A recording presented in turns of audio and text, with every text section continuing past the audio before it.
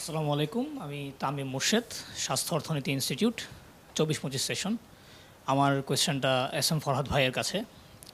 আজকের আলোচনায় ইনক্লুসিভিটির একটা প্রসঙ্গ আসছিল। আপনি বাংলাদেশ ইসলামী ছাত্র শিবিরকে রিপ্রেজেন্ট করতেছেন। আপনাদের প্যানেল দেখলাম, প্যানেলে এবার ইনক্লুসিভ হওয়ার চেষ্টা করা হয়েছে। নারী রিপ্রেজেন্টেটিভ আছে, আমাদের আদিবাসী রিপ্রেজেন্টেটিভ আছে।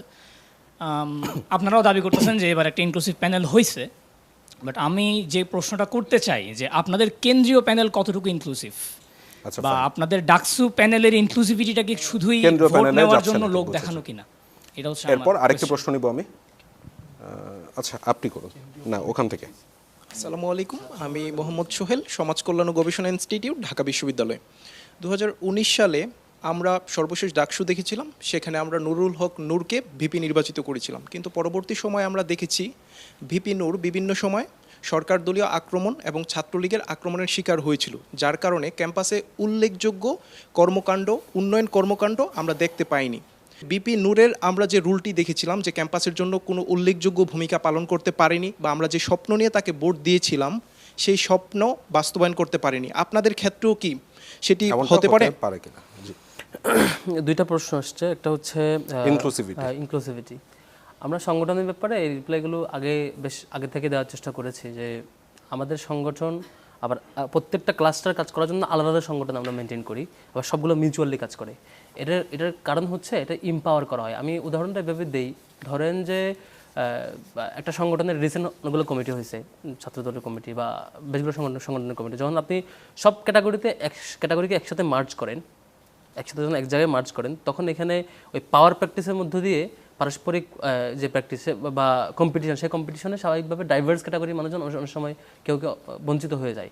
সেক্ষেত্রে আমরা প্রত্যেক ক্যাটাগরি মানে সেম ভ্যালুসের আলাদা আলাদা সংগঠন কন্টিনিউ করি এবং সবগুলো আবার মিউচুয়ালি কাজ করে, যে কারণে আমাদের যে ইনক্লুসিভিটি সেটা প্রত্যেকে স্ব প্ল্যাটফর্মে এম্পাওয়ার হয়। নারীদের জন্য যেমন আমাদের নারীদের আলাদা প্ল্যাটফর্ম, সেটা আলাদা কাজ করে। সে নিজেই সভাপতি, সে নিজেই নারীদের সেক্রেটারি, নিজেই ডিসাইড করেন, নিজের রাইটসে নিজেই বুঝেন। এই জায়গায় আমার মনে হয় এটা মোর প্র্যাকটিক্যাল আর কি। আচ্ছা, যাই হোক, আমি বিশ্ববিদ্যালয়ের প্যানেলে আসি। বিশ্ববিদ্যালয়ের প্যানেল আসলে এবার ইনক্লুসিভ হওয়ার চেষ্টা করছে। বিষয়টা এমন, আমাদের ব্যাপারে একটা ফ্রেমিং করা হয় যে হিন্দুরা ভোট দেবে না, নারীরা ভোট দেবে না। সবাই আপনাদেরকে কেন ফ্রেমিং করে বলেন তো আমাকে ফরহাদ?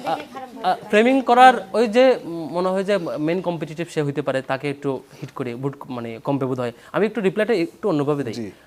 যেমন ফিরোজপুরে যখন দেলোয়ার হোসেন সাইদি প্রার্থী হচ্ছিল প্রথমবারের মতো, উনি তো হুজুর ওয়াজ করেন যে ওনাকে হিন্দুরা ভোট দেবে না, এই করবে না, সে করবে, যেখানে এখানে হিন্দু বেশি। পরে দেখা গেল যে ভোটের রেশিওতে হিন্দুদেরই অধিকাংশ ভোটে তিনি, হিন্দু ভাই বোনদের ভোটে কিন্তু উনি জয়ী হয়ে আসলেন।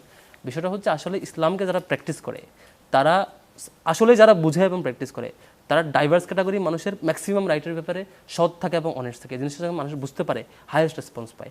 আবার আমাদের এর আগে ছাত্র সংসদ ইলেকশন 90 বা 80 দশকে যখন ছাত্র সংসদ নির্বাচনগুলো হয়েছে, আমাদের এক্সপিরিয়েন্স হচ্ছে ছাত্র শিবির মেলদের ভোটের চেয়ে ফিমেলদের ভোট বেশি পাইছে। এটা আমাদের এক্সপিরিয়েন্স। আপনি এবারও দেখবেন, এবারও আপনাদের কোনো রিসার্চ আছে? হ্যাঁ, আমাদের সে বোঝাপড়া। এবং আমরা কনফিডেন্ট হচ্ছে, আমি বরং ছেলেদের ভোটের ব্যাপারে কনফিউজ যে ছেলে ভোটগুলো ভাগ হবে। ফিমেল ভোট নিয়ে আমি কনফিউজ না, ফিমেল ভোট নিয়ে আমি খুবই কনফিডেন্ট। এবং ওই যে বাকি যে ফ্রেমিংগুলো করা হচ্ছে, এগুলো টিকবে না আর কি। একটা প্রশ্ন যেটা আসছে বিপি নূর নিয়ে, বা এটা রেফারেন্সকে কেন্দ্র করে যেটা আসছে, দেখেন বিপি নূর ইলেকশন করছে 19 সালে। তার আগে আওয়ামী লীগ অলরেডি ফেসিবাদ হয়ে গেছে। ফেসিবাদ হয়ে যাওয়ার অনেকগুলো কারণ আছে, অনেকে এম্পাওয়ার করছে, অনেকে এটাকে আমরা যখন চেষ্টা করছি তাকে নামাবো 14 সালে, অনেকে এই আন্দোলনকে ক্রিমিনালাইজ করছে, হয়তো সে সময় আওয়ামী লীগ ফেসিবাদ হয়েছে। কিন্তু যখন বিপি নূর ইলেকশন করছে তখন আসলে আওয়ামী লীগ অলরেডি স্টাবলিশড।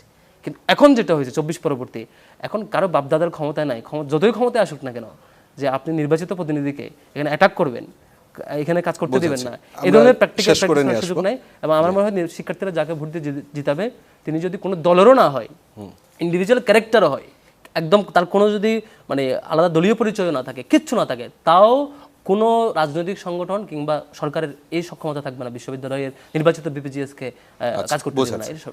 আমি একটু